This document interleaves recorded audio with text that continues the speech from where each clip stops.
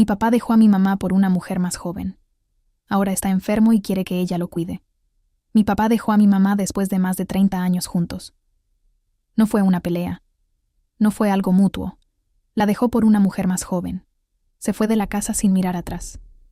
30 años no desaparecen en una tarde. 30 años son mañanas repetidas. Son discusiones pequeñas que nunca fueron ruptura. Son rutinas que ya no se cuestionan. Y aún así, un día decidió que ya no era feliz. No hubo escena dramática. No hubo platos rotos. Lo que hubo fue algo más frío. Calma. Esa calma que usan los adultos cuando quieren que una decisión suene madura. Recuerdo la maleta en la sala. No estaba hecha con rabia. Estaba cerrada, ordenada, lista. Eso fue lo que más me marcó después. La organización. Como si la salida hubiera sido pensada mucho antes de que nosotros la notáramos. Mi mamá estaba en la cocina. No gritó. No suplicó. No se desplomó. Solo se quedó quieta. Y a veces la quietud duele más que el llanto. 30 años. Y él cruzó la puerta como quien cambia de vida sin mirar lo que deja atrás. Mi mamá se quedó con lo que él no quiso llevarse. La casa, los recuerdos y el silencio. El silencio es extraño. No hace ruido. Pero ocupa espacio. Se siente en la mesa con una silla vacía. Se siente en la noche cuando el otro lado de la cama ya no se mueve. Nunca lo persiguió. Nunca lo humilló. Nunca pidió explicaciones públicas. No hizo campaña en su contra. No pidió que lo odiáramos. Simplemente siguió. Pagó cuentas. Ordenó papeles. Aprendió a hacer cosas que antes no hacía sola. Y durante mucho tiempo confundí eso con fortaleza. Ahora sé que también era resistencia. Pasaron los años. Mi papá parecía feliz. Fotos en redes. Viajes, restaurantes, sonrisas amplias. Una vida ligera, sin responsabilidades pesadas. Y mi mamá nunca reaccionó. Nunca escribió indirectas. Nunca compitió. Nunca intentó demostrar nada. Solo vivió. Con dignidad. Con esa calma que no era paz.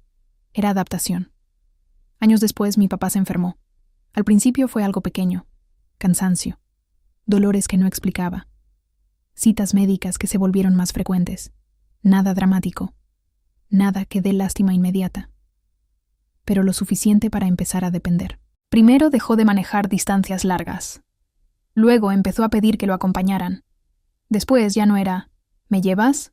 Era ¿puedes quedarte? Las salidas se redujeron. Los viajes desaparecieron. Las fotos felices en redes se hicieron menos frecuentes. Y en la casa nueva empezó algo que antes no existía. Silencios tensos. No discusiones grandes. Pequeñas frases. Pequeños gestos. Impaciencia. Ella empezó a hablar distinto. Ya no decía vamos. Decía tienes que. Ya no decía nos organizamos. Decía yo no puedo con esto sola. La enfermedad no era escandalosa. Era constante. Medicinas en la mesa. Recordatorios. Citas que interrumpían planes. Rutina pesada. Y el hombre que había decidido empezar otra vida ligera, ahora necesitaba que alguien lo ayudara a levantarse. No de golpe. Poco a poco. Hasta que dejó de ser compañero y empezó a ser responsabilidad. Y entonces pasó algo que ya no sorprendió a nadie. La mujer por la que dejó a mi mamá se fue. No hubo despedida dramática. No hubo pelea pública. Solo se cansó. No quiso cargar con hospitales, medicinas ni cuidados. No quiso convertirse en enfermera de la etapa que ella no eligió. Y desapareció. Ahí fue cuando mi papá me buscó. No fue un mensaje largo. Fue una llamada directa. No sonaba débil. Sonaba incómodo. Como alguien que está acostumbrado a resolver solo y ahora no puede. No empezó con disculpas. No dijo me equivoqué. No dijo lo siento. Dijo que necesitaba hablar conmigo, que era importante, que estaba pasando un momento difícil. Y después de unos minutos rodeando el tema llegó a lo que quería decir. Que mi mamá siempre había sido una buena mujer, que era fuerte, que sabía cuidar, que no valía la pena guardar rencor a estas alturas. Usó la enfermedad como argumento, no como confesión, como argumento. Me habló de lo complicado que era depender de alguien, de lo injusto que era quedarse solo después de todo lo que había trabajado. Dijo que no quería molestar, pero que no veía otra opción. Y entonces lo dijo claro. que yo podía hablar con ella, que yo tenía influencia, que yo podía ayudar a que entendiera. No lo dijo con arrogancia, lo dijo como si fuera lógico, como si fuera lo natural, como si el abandono no cambiara nada esencial. Y mientras lo escuchaba, sentí algo que no esperaba. No fue enojo inmediato, fue algo más incómodo.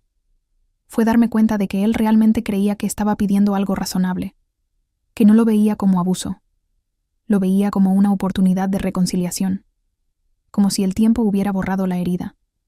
Y ahí entendí algo peor. No era manipulación calculada, era desconexión. No entendía el peso real de lo que había hecho, y aún así, me estaba pidiendo que lo ayudara. Aún así, hablé con ella. No fue el mismo día. Dejé pasar unas horas, como si el tiempo pudiera hacer que la petición sonara menos absurda. La encontré en la cocina. Siempre está en la cocina cuando quiere pensar. No le dije todo de golpe. Empecé con lo práctico, que papá estaba mal, que ya no era algo leve, que necesitaba ayuda constante. Ella no reaccionó.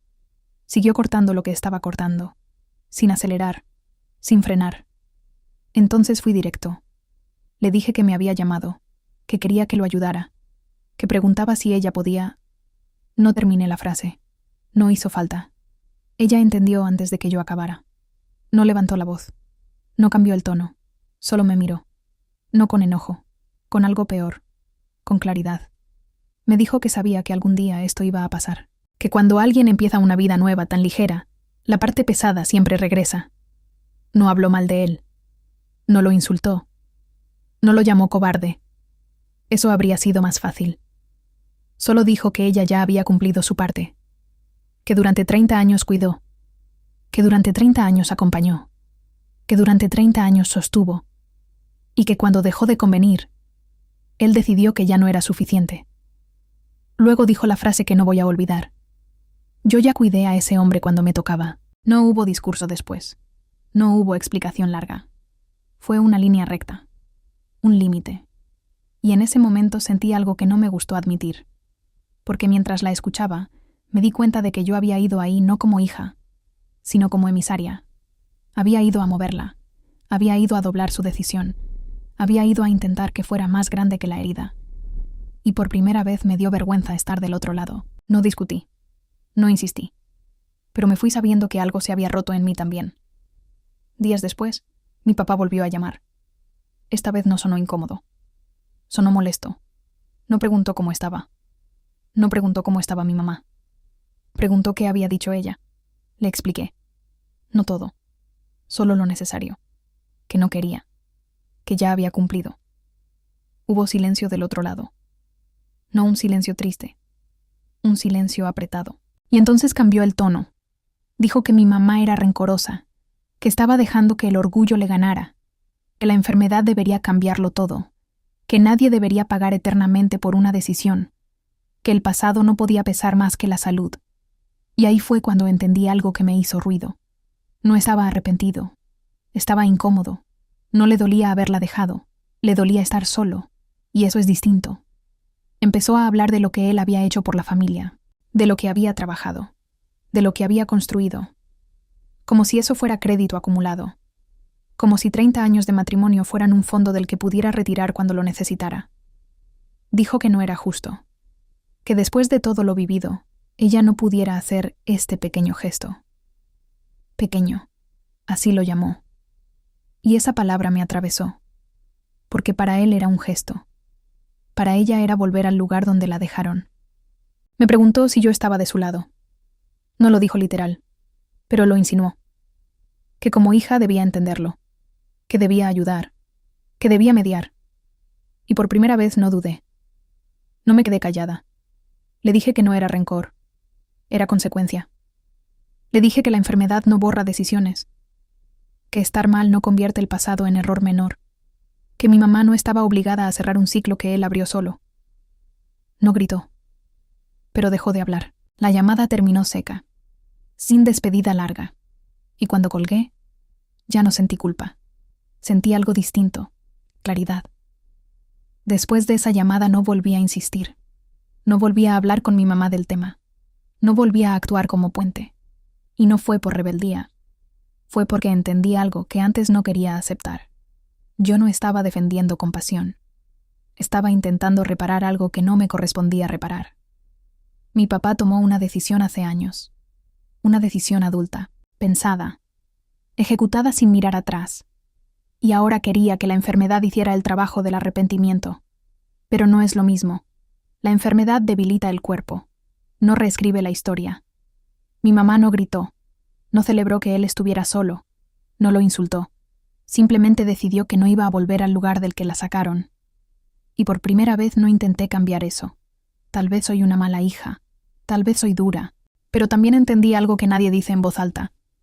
El amor no es obligación retroactiva. No se activa por emergencia. No se cobra por antigüedad. El karma no siempre castiga gritando. A veces solo te deja exactamente donde tú dejaste a alguien más. Y ahora la pregunta no es si mi mamá es buena. La pregunta es, ¿debe alguien volver a cuidar a quien decidió dejarla sola? ¿Y tú qué harías?